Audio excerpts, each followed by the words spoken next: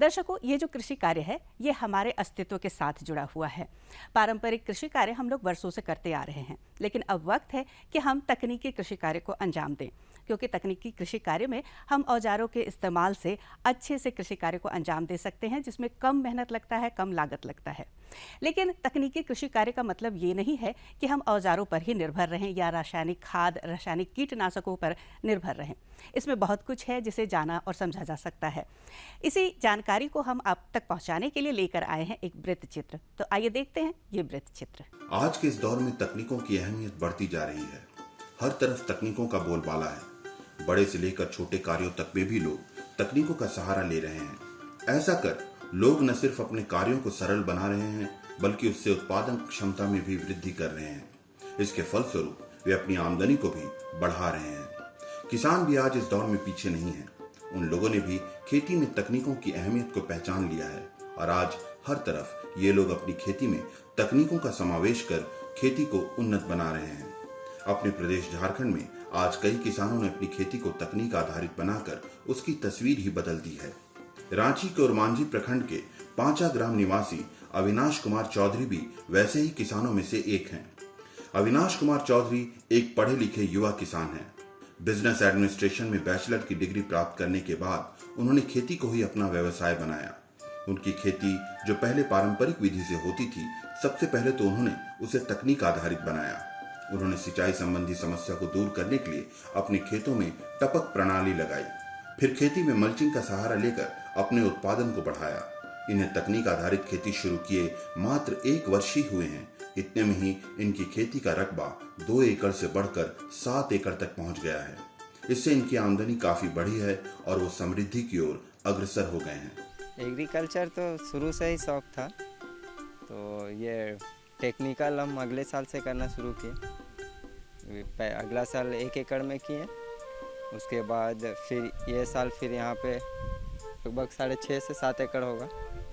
उसमें फिर स्टार्टिंग तरबूज से किए थे, फिर तरबूज लगाया, उसके बाद ये अभी खीरा, टमाटर, मिर्चा वगैरह लगाया हुआ है। पढ़ाई लिखाई सब चीज़ बढ़िया था, इंटर ग्रेजुएशन तक किया। उसके बाद फिर जॉब पापा बोल रहे थे तो इंटरेस्ट नहीं था, शुरू से ही एग्रीकल्चर में ही इंटरेस्ट था, इसलिए हम एग्रीकल्चर को पसंद नहीं। पहले तो नॉर्मल ही करते थे, जैसे फ्लैट में जो होता है वो नॉर्मल ही करते थे। तो फिर अगले साल से ही टेक्निकल करने, जैसे चाचा लोग करते थे, अगल बगल दोस्त लोग, जैसे यहाँ पे सामने एक दोस्त थे वो भी कर रहा था, वही लोग बोला कि फ्लैट छोड़ो टेक्निकल में ही, तो फिर वही उसके बाद अगले साल से टेक्निकल करना चालू किया। अविनाश कुमार चौधरी ने अपनी पढ़ाई पूरी करने के बाद जब खेती में कदम रखा था, तो उस वक्त उनकी ज्यादातर भूमि बंजर पड़ी रहती थी। अतः उन्होंने सबसे पहले अपनी भूमि का समतलीकरण कर उसे खेती के योग्य बनाया। फिर अपनी फसलों को सुरक्षित रखने के लिए चारों तरफ से भूमि की घेराबंदी की। इसके बाद उन्होंने टपक प्रणाली तथा मल्चिंग जैसी तकनीकों का प्रयोग अपने खेतों में शुरू किया। इन्होंने अपनी तकनीक आधारित खेती की शुरुआत तरबूज से की और उससे अच्छी आमदनी भी प्राप्त की। जैसे ये पूरा बंजर भूमि था, तो स्टार्टअप करने के लिए तो पहले हमको पूरा ये ज़मीन को लेबल करना, पहले जैसे झाड़ी वगैरह था तो जीसीबी वगैरह ये सब से पूरा।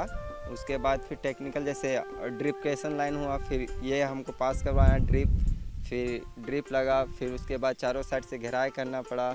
उसके बाद फिर खाद, गोबर वगैरह, फिर हल जुताई करने के बाद फिर मल्चिंग उल्चिंग करके इसके बाद फिर नहीं तो उसी टाइम पे इसको तैयार किया था ना प्लॉट को। जिस टाइम फसल लगने का टाइम था नवंबर दिसंबर में, तो उस टाइम तरबूज का फसल का टाइमिंग था, तो हमने उसी टाइम पे इसको मतलब तैयार किया था प्लॉट को। तो फर्स्ट क्रॉप मैंने तरबूज ही डाला था और नहीं 1 साल हुआ, यही फर्स्ट तरबूज लिया है, ये सेकंड क्रॉप है। इससे पहले वहाँ पे करते थे 1.5 एकड़ में, तो वहाँ पे 2 साल किए थे। जब से इन्होंने अपनी भूमि पर तकनीक आधारित खेती की शुरुआत की है, तब से इनकी खेती का रकबा 2 एकड़ से बढ़कर 7 एकड़ तक पहुंच गया है। वो इसमें अब तरह तरह की फसलें ले रहे हैं। उन्होंने अपनी फसलों का चयन कुछ इस तरह से किया है कि उससे सालों भर इनकी आमदनी बनी रहती है।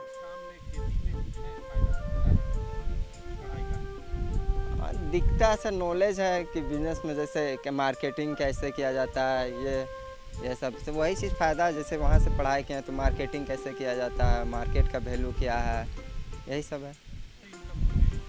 जैसे एक फसल में तो कोई भी फसल होता है वो 3 महीने का होता है। जैसे टमाटर है वो 3 महीने का, मिर्चा 6 महीने का रहता है, खीरा आपका 60 से 65 दिन का रहता है, करेला फिर आपका 3 मंथ का रहता है। तो तरबूज था 3 मंथ का, तरबूज ख़त्म हुआ, उसके बाद खीरा लगा, ये 60 से 65 दिन का वैरायटी है। 60 से 65 दिन के बाद ये ख़त्म हो जाएगा, तो इसके बाद फिर ये दूसरा फसल लगेगा। टमाटर आपका 3 मंथ चलेगा कंटिन्यू, ये उसके बाद फिर मिर्चा आपका 6 मंथ चलेगा, वो नवंबर दिसंबर में हटेगा, टमाटर भी हटेगा। करेला लगभग हाँ वो भी 3 मंथ लगभग खींच लेता है, अगर खीरा 60 से 65 दिन का ही। आज के समय में लोग गुणवत्ता युक्त उत्पाद को ही ज्यादा अहमियत देते हैं, अतः अपनी फसलों की गुणवत्ता बनाए रखने के लिए अविनाश फसलों की वैसी ही किस्मों का चुनाव करते हैं जिसकी मांग बाजार में अधिक हो। इसके अलावा वो अपनी खेती में जैविक पद्धति का भी प्रयोग करते हैं जो रसायन मुक्त होती है। देना आप भी मार्केट में जाइएगा तो क्वालिटी खोजता है, तो क्वालिटी के लिए जिस टाइप का मार्केट में डिमांड रहता है, जैसे अभी टमाटर की लेके तो आपका 2 टाइप का, एक लंबा आता है, एक चपटा देसी मॉडल आता है। तो मार्केट में आपका देसी का डिमांड थोड़ा ज़्यादा रहता है। और खीरा है तो खीरा में एक पीला मतलब वाइट कलर का होता है, एक ग्रीन होता है, तो ग्रीन का मार्केट में ज़्यादा वैल्यू। करेला का भी छोटा साइज़ का भी मार्केट में ज़्यादा वैल्यू है। तो जैसे हम लोग करते हैं तो अभी सब जैविक ही है। जैसे स्टार्टअप किए हैं तो उस टाइम गोबर दे के, जैसे उसके बाद फिर केंचुआ खाद होता है, जैविक में आता है सबसे पहला। तो फिर हम लोग कोई भी फसल लगाने से पहले जैसे ड्रॉपिंग करते हैं तो वहाँ पे जैविक खाद जैसे जियो ग्रीन का हो गया, फिर केंचुआ खाद, वो सभी देते हैं। अविनाश कुमार चौधरी ये अच्छी तरह समझते हैं कि यदि खेती में मुनाफा बढ़ाना है तो लागत को कम करना अति आवश्यक है, अतः ये अपनी खेतों में टपक प्रणाली और मल्चिंग का प्रयोग कर रहे हैं। इससे परंपरागत खेती की तुलना में इनके श्रम और पैसे दोनों ही बच जाते हैं। इससे उन्हें परंपरागत खेती की तुलना में लगभग 30% लागत में कमी आती है और उत्पादन 3 गुना अधिक बढ़ जाता है। निश्चित तौर पर इससे इनकी आमदनी बढ़ी है। सरकारी योजना के थ्रू लाभ लिए हैं, जैसे ड्रिप इरिगेशन का जो है गवर्नमेंट के थ्रू सब्सिडी, उसके थ्रू ही ये लिए हैं। पूरा एरिया 10 एकड़ का नहीं, यहाँ 7 एकड़ और वहाँ चाचा जी का है ना, वहाँ पे तो सब मिला के मतलब लिए हैं, सब गवर्नमेंट का ही। अविनाश कुमार चौधरी अपनी खेती में तकनीकों का समावेश कर तकनीकों के मुरीद बन चुके हैं। उनका मानना है कि परंपरागत खेती में बहुत परेशानियां हैं, जबकि तकनीकों के इस्तेमाल से खेती सरल हो जाती है। परंपरागत खेती में सिंचाई से लेकर खाद दवा देना भी काफी खर्चीला और जटिल होता है, जबकि टपक प्रणाली और मल्चिंग से किसानों की मेहनत काफी कम हो जाती है। ओपन फार्मिंग टेक्निकल में ही जुड़ने से बेनिफिट है, क्योंकि उसमें मेहनत बहुत ज़्यादा करना पड़ता है। जैसे घास जैसे फ्लड में हो गया, अभी घास ही हो गया। जैसे अभी मल्चिंग में प्लास्टिक है, पौधा वहाँ पे घास जल्दी नहीं होता भी है तो तुरंत हट जाता है। और उसमें क्या होता है कि घास हो गया, पानी आ रहा है तो उसको खुदाई नहीं कर पा रहे हैं, गिल्ला हो जा रहा है मिट्टी, तो वो सब में प्रॉब्लम है। टेक्निकल में यह है कि ड्रिप लाइन में है कि मल्चिंग रहता है प्लास्टिक, तो उसमें क्या होता है कि पौधा के जड़ के सामने घास नहीं होने देता। अगर हल्का फुल्का हो भी गया तो उसको ऊपर से उखाड़ के हटा सकते हैं। मगर फ्लड में क्या होता है कि अभी जैसे गोभी लगा, उसको हमको खुशनी करना या चालना है। अब मेरा तैयार हो गया, चालने का टाइम हो गया, डेली 2-3 दिन से पानी दे रहा था, वो मिट्टी गीला हो जा रहा था, फिर उसको हम चाल नहीं पाते। अविनाश कुमार चौधरी आज अपनी खेती में तकनीकों का जो समावेश कर पाए हैं, उसमें सरकारी योजनाओं का बहुत बड़ा योगदान है। ये प्रधानमंत्री कृषि सिंचाई योजना की ही देन है कि उन्होंने आज अपनी भूमि पर 90% अनुदान में सफलतापूर्वक टपक प्रणाली लगाई है। इससे इनकी खेती उन्नत हो रही है और आमदनी बढ़ रही है। कॉस्ट में कमी तो उतना नहीं बता पाएंगे, मगर ये है कि जैसे इसमें एक बार हल चलाएं, मल्चिंग कर दिए तो उसके हम 3 फसल ले लिए, और ऐसे फ्लैट में करते हैं तो एक फसल लिए फिर उसको हल चलाना पड़ता है, फिर तैयार करना पड़ता है, फिर ये करना पड़ता, तो लगभग क्या बोले 100 में अगर देखा जाए तो 30% तो बचना ही बचना है, क्योंकि मल्च में भी पैसा लग जाता है ना सर। तो वो सब मैं मान के चलिए, अगर मल्च में अगर क्या बोलते हैं 70 रुपया या ये एक बार में कॉस्ट में लिया जाए और फ्लैट में कीजिएगा तो 100 रुपया लगना ही है, क्योंकि 20-30% तो बचता ही है। तकनीक आधारित खेती शुरू किए हुए अविनाश को सिर्फ 1 ही वर्ष हुए हैं। इसमें उन्होंने अपनी पहली फसल तरबूज से मात्र 3 माह में ही 5 लाख रुपए तक की आमदनी की है। आज उनकी खेती इतनी बढ़ गई है कि वो लोगों को रोजगार तक दे रहे हैं। आज उनके खेतों में 12 लोग हमेशा तत्परता से कार्य करते हैं। आमदनी सर तरबूज, इसे फर्स्ट क्रॉप में जैसे तरबूज लगाया था उस टाइम तो हम इन्वेस्टमेंट मतलब क्या बोले, मेरा नया था ये एरिया, मेरा मतलब नया था, तो इसको बनाने मतलब टोटल चीज़ तैयार करने में हमको इन्वेस्ट 11.5 से 12 लाख रुपया तक लागत हो गया था। उसके बाद जब हम फसल सब चीज़ बेचे तो लगभग हम 16.5 से 17 लाख का बेचे थे। तो मतलब वही लगभग क्या बोले 5 लाख रुपया हम 3 मंथ में कमाया था। अविनाश आज खेती किसानी से कामयाब हो रहे हैं तो इसका श्रेय वो अपने पिताजी को देते हैं।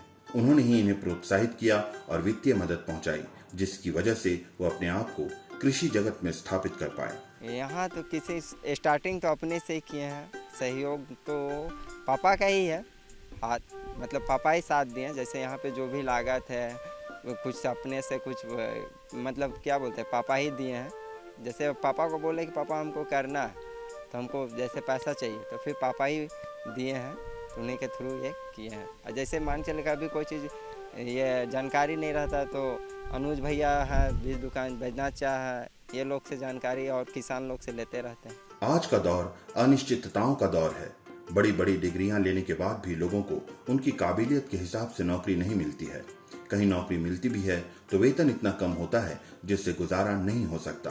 ऐसे में पढ़े लिखे युवा भी आज नौकरियों के पीछे भागने की बजाय खेती की ओर रुख कर रहे हैं। क्योंकि युवा लोग पढ़ने के बाद में जो भी चाहे वो मैकेनिकल इंजीनियर हो या BBA किया हुआ लड़का हो या कोई भी उसके पास में टेक्निकल हैंड हो, करने के बाद में इन लोगों को चूँकि जैसा इनके पास में डिग्री है उस हिसाब से कहीं प्लेसमेंट नहीं होता है, या तो कहीं प्लेसमेंट भी होता है तो बहुत कम पैसों का जॉब मिलता है। क्योंकि मेरा जो डिग्निटी है उस हिसाब से हमको नहीं मिल रहा है काम, तो उससे अच्छा है कि अगर हमारे पास में कुछ ज़मीन है तो नहीं होता है तो मैं भी जो है सो खेती ही कर लेता हूँ। आज की खेती तकनीक आधारित बन गई है। इसकी वजह से खेती में पहले की तुलना में समस्या नगण्य हो गई है। लोगों ने तकनीकों का सहारा लेकर अपनी खेती को ज्यादा सुरक्षित बना लिया है तथा अपनी फसलों की पैदावार को बढ़ा लिया है। देखिए पहले क्या होता था कि मौसम के ऊपर जो है सो खेती होता था।